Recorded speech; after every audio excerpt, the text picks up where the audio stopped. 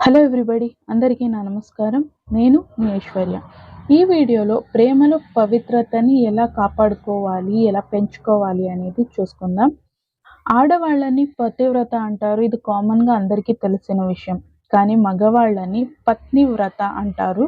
ఇది ఎక్కువ మందికి తెలియని షాకింగ్ విషయం.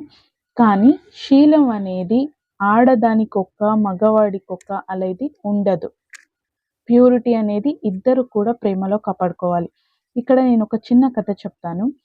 శివుడి పత్నివ్రత ధర్మాన్ని పాడు చేయాలని కావాలని ఒక రాక్షసుడు పార్వతీదేవి రూపాన్ని ధరించి వస్తారు. కానీ శివుడికి పార్వతి ఎవరు, రాక్షసుడు ఎవడు అనేది తెలిసి రాక్షసుడిని చంపేస్తారు.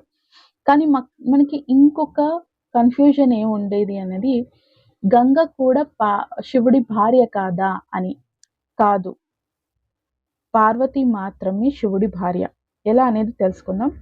గంగాదేవి భూమికి వచ్చేటప్పుడు ఆ ఫోర్స్‌లో వచ్చుండుంటే భూమి సంపూర్ణంగా నాశనం అయిపోయేది. అందుకే శివుడు తన జటలో పెట్టుకొని స్లోగా వదులుతారు. అందుకే శివుడిని గంగాధర అంటారు. గంగ శివుడి భార్య కాదు. అందుకే నాకు శివ-పార్వతి ప్రేమ లవ్ స్టోరీ అంటే నాకు చాలా చాలా ఇష్టం. పర్ఫెక్ట్ ట్విన్ ఫ్లేమ్ వాళ్ళు. ఎన్ని జన్మలు పార్వతీదేవి ఎత్తినా, 108 జన్మలు పార్వతి ఎత్తినా కూడా ప్రతి జన్మలోనూ వారు ఒకరినొకరినే ప్రేమిస్తారు, ఒకరినొకరినే పెళ్లి చేసుకుంటారు. కన్యాకుమారి జన్మల్లో తప్ప ఇంకా అన్ని జన్మల్లో పార్వతీదేవి శివుడిని పెళ్లి చేసుకున్నారు. సో ప్యూరిటీ లవ్ అంటే ఇలా ఉండాలి అనే దానికి నేను ఎగ్జాంపుల్ ఇచ్చాను. ఇంట్లో పిల్లల్ని పెంచేటప్పుడు తల్లిదండ్రి చేసే తప్పు ఏంటి తెలుసా? ఆడపిల్లల్ని మాత్రం పెంచేటప్పుడు భర్తని తప్ప ఇంకెవ్వరిని తలుచుకోకూడదు, ఇంకెవ్వరిని తలెత్తి చూడకూడదు అని పెంచి ఉంటారు. కానీ మగపిల్లల్ని పెంచేటప్పుడు వాడు మగాడు, వాడు రసికుడు, ఏం చేసినా అది కరెక్ట్ అనేది అలా చెప్పి పెంచేస్తారు.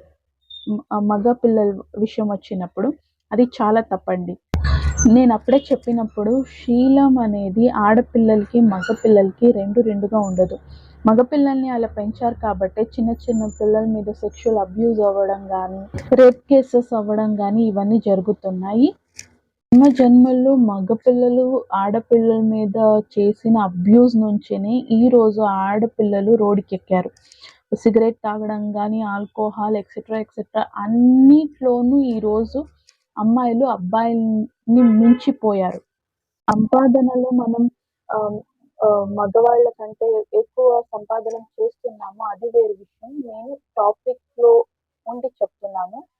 మగపిల్లలే ఇప్పుడు పెళ్లి చేసుకోవడానికి భయం పడుతూ ఉన్నారు. మంచి అమ్మాయి దొరికితే చాలు పెళ్లి చేసుకోవడానికి అనే లెవెల్‌కి కలియుగం వచ్చింది.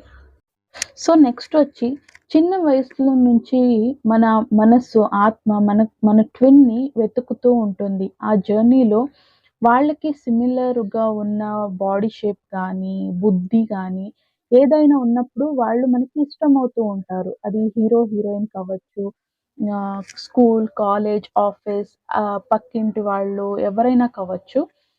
ఇది తప్పు కాదండి. ఎందుకంటే మన ట్విన్‌ని మనం వెతుకుతూ ఉంటారు. It's common. దీంట్లో ఎలాంటి తప్పు లేదు. ట్విన్‌ని మనం చూసేంత వరకు అలా అవుతూనే ఉంటుంది. ఒక్కసారి మన ట్విన్ ఎవరు అని మన మనస్సు, మన ఆత్మ గుర్తుపెట్టిన తర్వాత ఇంకెవ్వరు గాని, అది అమ్మాయి కానీ, అబ్బాయి కానీ, వాళ్ళు తప్ప ఇంకెవ్వరు మన కంటికి కనిపించరు. అలా అవుతుంది.